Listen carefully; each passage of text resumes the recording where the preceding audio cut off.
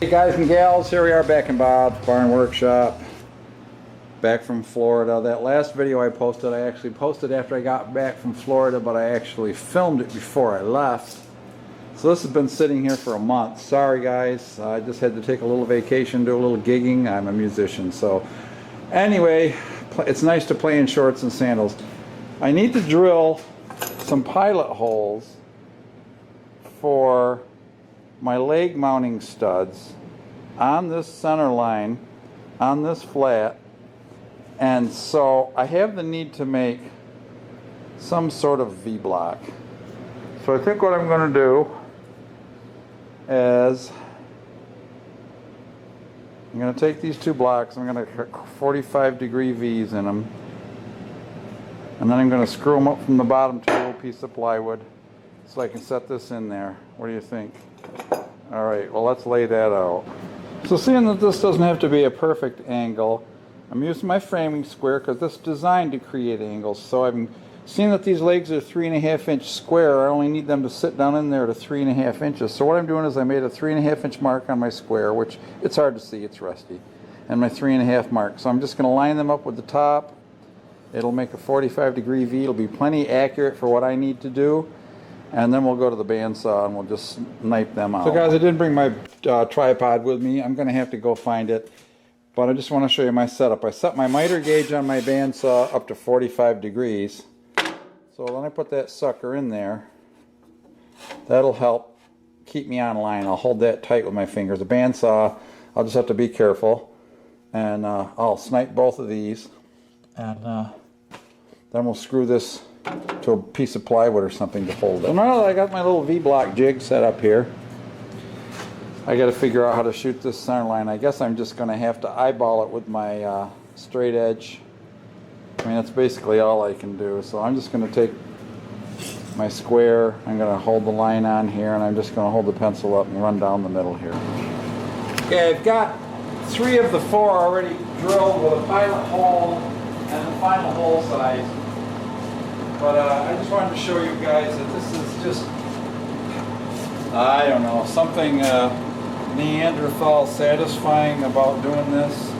You can see my little cradle here works really well. I got to hold it down though because it hangs off and it's nose heavy.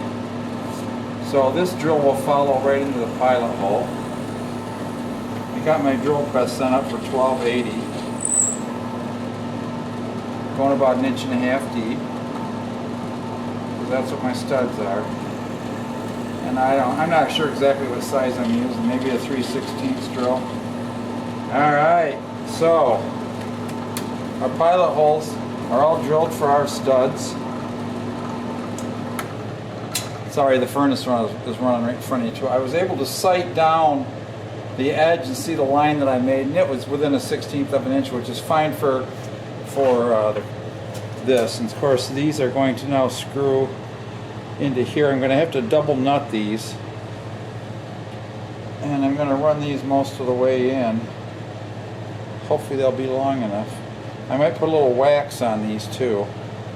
I may actually just use the jig right here to do this. If I stack up a couple of blocks under there, that holds that pretty good. Actually, maybe if I put another 1/4 inch underneath it. Let's try that. Put it out here into the end so it'll be even more. There we go. Oh, that's perfect. Alright, so now I can use the table. And I'll get my double nuts and do this. Okay, now the dang furnace stopped. I was putting another one in there. What I did is I just started this by finger in there a little bit, just so it would kind of semi-hold it. Put one nut on, down to a nut's width, put on the next one, back it up with a crescent wrench or any other kind of wrench, 1/2 inch wrench for these 5-inch or 5/16 threaded studs. Opposing wrenches, tighten them up nice. Get her out here, hold her up straight, a little downward pressure. And what I did is I drilled a hole just slightly smaller than the body clearance between the threads of the threaded part of this, of the like lag screw part. So I'm going to run them down so I see the last thread. And that's easy as pie, isn't it? Alright, I got to do this to all 8 of them, all 8 studs. So I guess you guys probably want to see that, but I just thought I'd show you that's the easy way to get those threaded studs in there, back-to-back nuts. Alright guys, as I often do, I show you the first one going in, I show you the last one going in. So this is the last one going in. And of course, by drilling those nice pilot holes, they go in nice and straight. And you know, you can use this double nut method to get threaded studs out of engine blocks and stuff too, you know, that kind of stuff.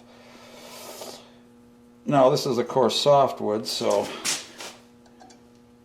it makes it a lot easier. I'm watching the tops of these just to get them kind of straight, across the same depth. Alright. These can always be backed out with the same method if they're a little too short to fit my brackets. Whatever. Okay, so just to keep these handy, I'm going to put the nuts on all of these. The next step is I got to do a lot of sanding and a lot of painting, but I'm going to run a router with a small, maybe a 3/16 radius around all the edges of the tabletop, so people don't knock their knees and cut themselves, and also on the bottom of these are the apron frame rails. Run that around the bottom edges of those so that you know, it's rounded and you don't cut yourself, bang a knee, get a bruise, whatever. So that's next. I just got to get these put away, get cleaned up a little bit here. I'm going to flip this tabletop over because I really don't need this tabletop to assemble the apron. Once I've got this set up,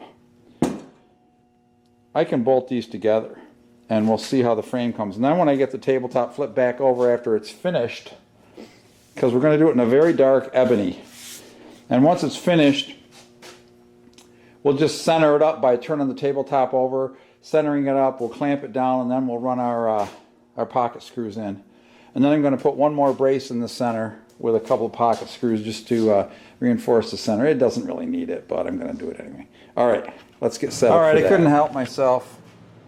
I had to do a test fit. I put one of the plates on here, put the knots on, pushed it into the groove. Now remember, there are going to be 2 screws in here to hold those braces in there even tighter. But I'm telling you what, I'm reefing on that leg and it is stiff.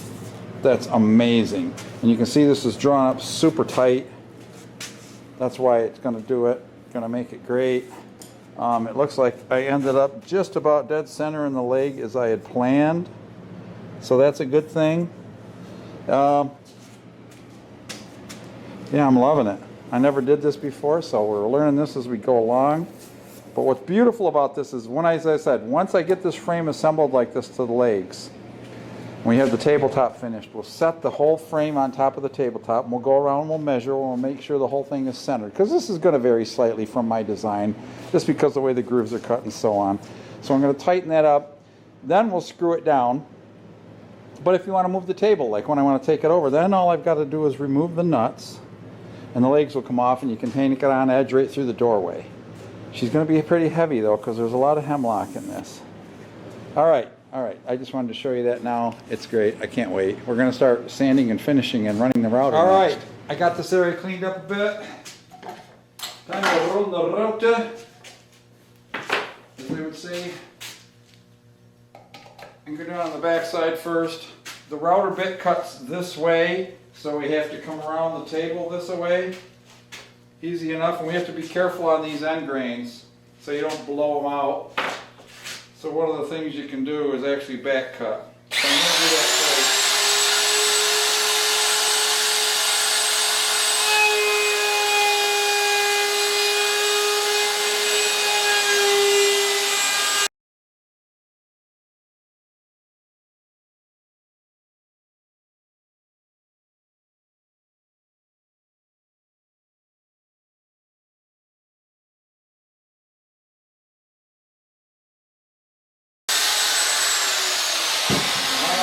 Back side. Now I'm going to, I don't even think I need to do much sanding on this. This is fine for being the bottom.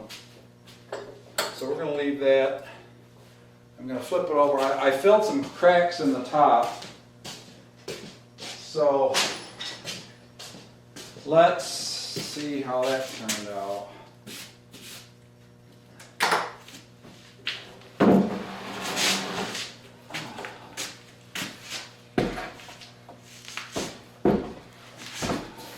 That won't affect my routering, obviously. This is the top, see? So it just looks more purdy, don't it? There's a little bit of sanding left to be done here. But I like it. Alright, we're going to do the same thing, but you don't need to watch it all. Before we go in for the night, I'm going to route the edges of the apron frames here. They're already a little rounded because they're factory edges, but it's going to have a little bit more radius on it. Put my rubber mat on there so it sticks. Alright, just a short here. I'm getting down to the brass tacks sanding this dude. I put a new belt on it not too long ago. So I'm doing this at the same time over my shoulder here as the go-kart. But I need to get this thing going. So I'm going to show you what I'm doing here. I'm holding the cord up so it doesn't hook.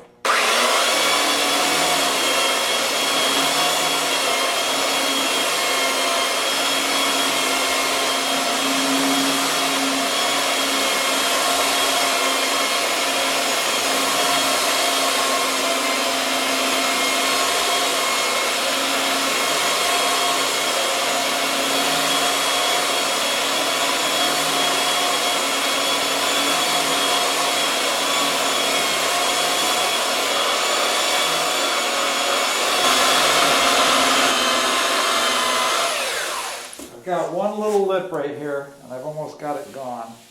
The rest of the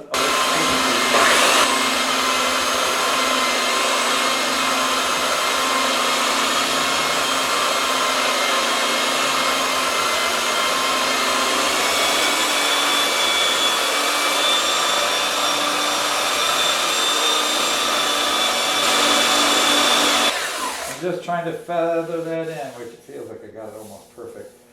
There was a little bit of glue squeeze out that I'm trying to make sure I don't leave any on the table.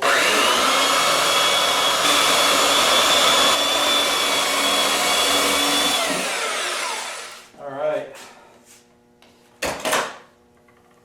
Now, a quick inspection, and I will hit this with the random orbit to take any scratches off it. Now we're going to hit it with the stain. Touch up a few pencil marks here and there I might still have peeking through. But now I sanded this so this edge is with the breadboard edge is perfectly flush. There was some big pitted knots I filled with wood filler. I got a couple of dings, but that's alright, it's a farm table. It's supposed to have it's supposed to be used wood, but I just can't make it look crappy on purpose. Alright, I'm going to get some fine sandpaper, don't worry, but I'm just put a 150 on here now, and I'm going to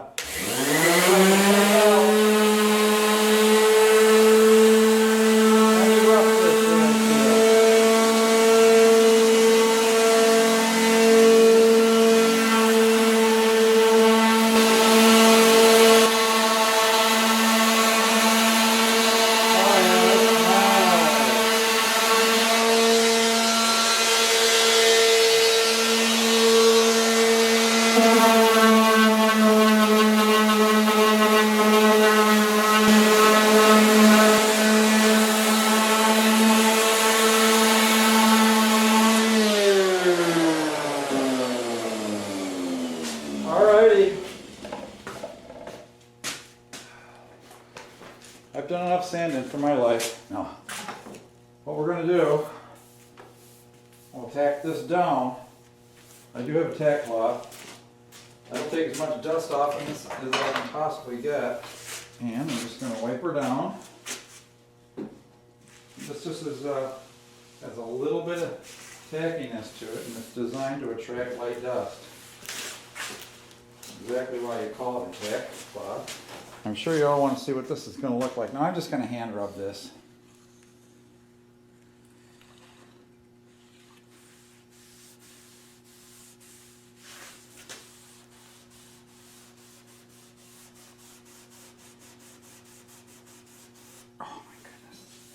Ain't that pretty?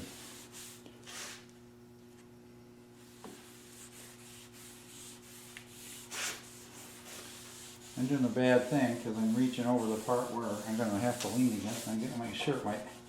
Sure, I'm going to get my shirt in it.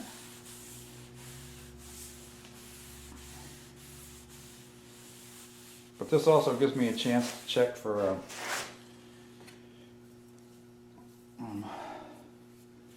glue leak, squeeze outs.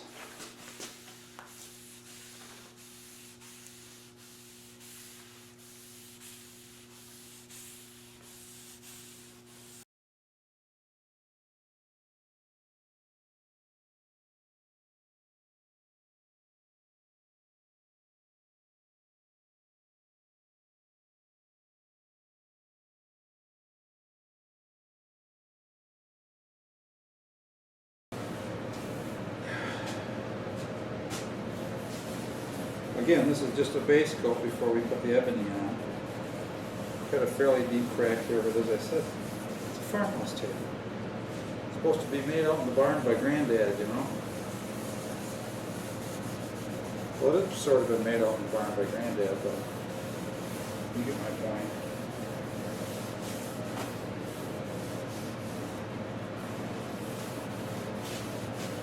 You get the drift.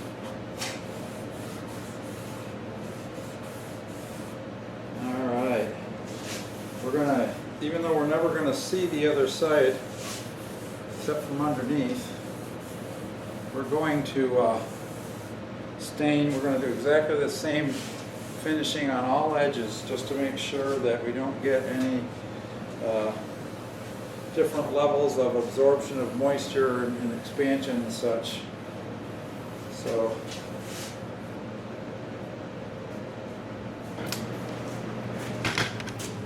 I'm just going to throw a quick stain on these, and we're going to hang them up.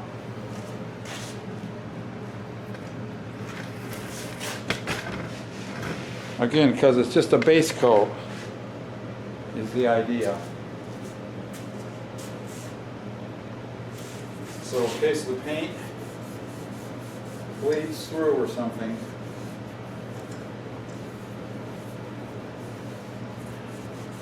we see aged wood.